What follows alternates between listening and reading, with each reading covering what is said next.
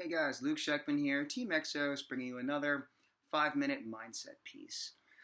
I've been thinking about the word detachment for a while, and this word actually got me in lots of trouble when I was in yoga school. And, to be honest, it could have been partially my own ignorance. It also could have been, the way that the message was deployed. But what I got from it was that, to make it through life, the things that bother you, the things that slow you down, um, the things that give you anxiety, it is important to remove yourself from those things and to distance yourself. And as that's what I got from it. And to me, I found that to be, for one, very unrealistic, and also it's if you are not made up by the things that you love or the things that you're scared to lose, then who are you as a person? And if you are to lose something, or something happens in your life which changes something, you really have every right to mourn that process and to go through the mourning stages of that process.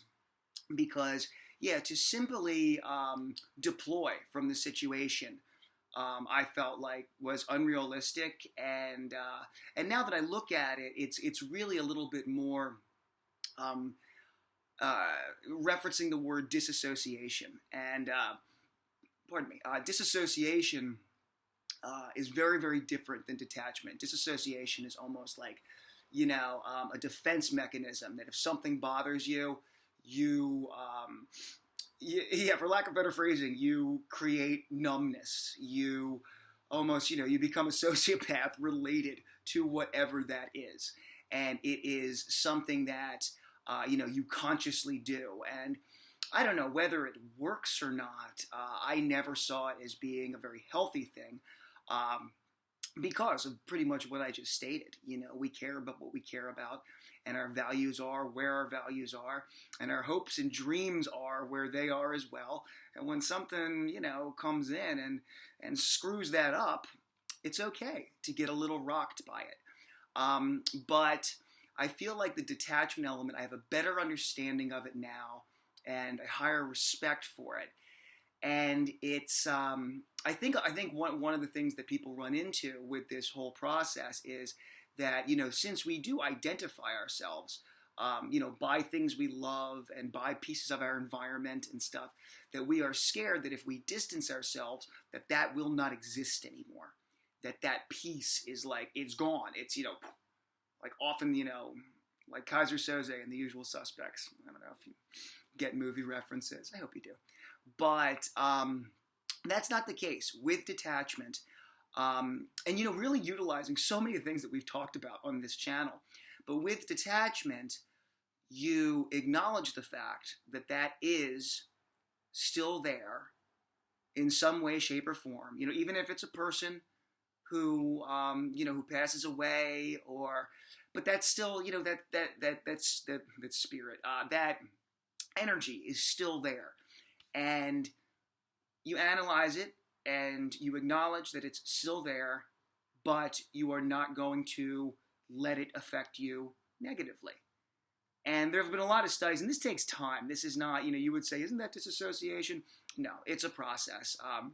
Utilizing a lot of the things that we've talked about. I think probably the biggest step to be able to detach from something was in one of the prior mindset videos, where looking out for yourself and truly being honest with what harms you and what helps you.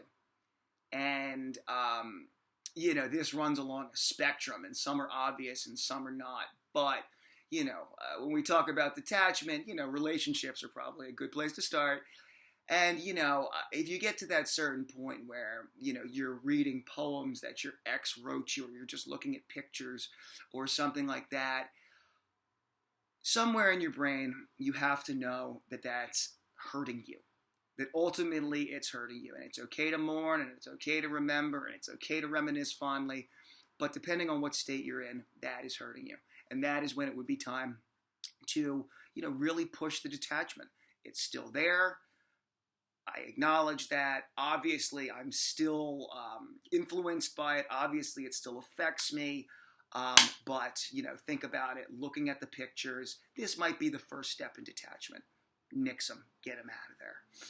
I know it's complicated, and I know it overlaps quite a bit, but I was just thinking about this because I would argue with the yoga instructors because they were all about detachment, and it seemed like this very black and white process. And as I look into it, it's more disassociation that I was perceiving from them. So detachment. It's a process. It's a very important one if you want to move on. Everything that's important to you is still there in some way, shape, or form. You just build the power to not let it affect you negatively. Luke Shackman, Team Exos.